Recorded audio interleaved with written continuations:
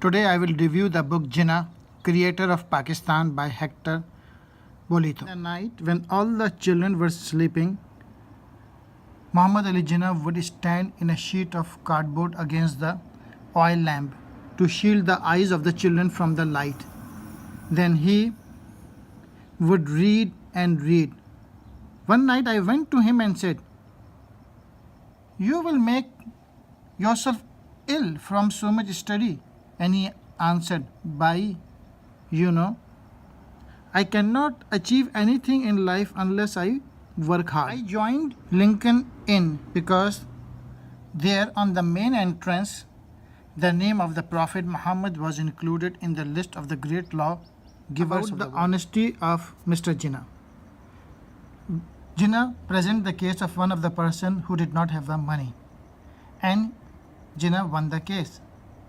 After winning the case, the client said that please accept this fees. He got the fee from somewhere, but Jinnah refused it. He said, "I accepted the case without money, so I will not accept it."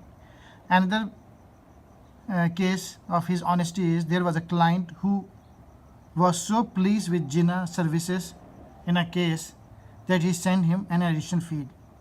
Jinnah returned it with a note. "This is the amount you paid me. This was the fee. Here is the balance." I admit that Jinnah's methods were sometimes extraordinary. A judge once asked him to speak up. "We cannot hear you, Mr. Jinnah," he said. Jinnah replied, "I'm a barrister, not an actor." The judge was patient, but he had to interrupt again. "Mr. Jinnah, I must ask you to speak louder." Jinnah answered, "If you will remove the pile of books in front of you, you might be able to hear what I have to say." Once Jinnah said, "Failure is a word unknown to me." During most of the time, Muhammad Ali Jinnah was still in England, unaware that Sir Syed Ahmad Khan was creating for him the two beliefs that were to dominate the latter half of his life. That separation of the two chief races in India was inevitable, and that only through education might be Muslim find the way to freedom, peace, and in 1906, 756 members of the Indian Congress, the Muslims numbered only 17. One of the paragraph in this book, they explain the difference between Gandhi and Jinnah. The difference between them was revealed on an occasion in far future, when Jinnah considered that Gandhi had broken a promise. Gandhi claimed that his inner light had ordered his change of mind. Jinnah turned to his secretary and said, "To hell with his inner light. Why can't he be honest and admit that he made a mistake?" In politics, Muhammad Ali Jinnah had retired to a second place from which he watched Mahatma Gandhi's overwhelmingly success achieved by ways that Jinnah despised and hated. He said to rival politicians in later years,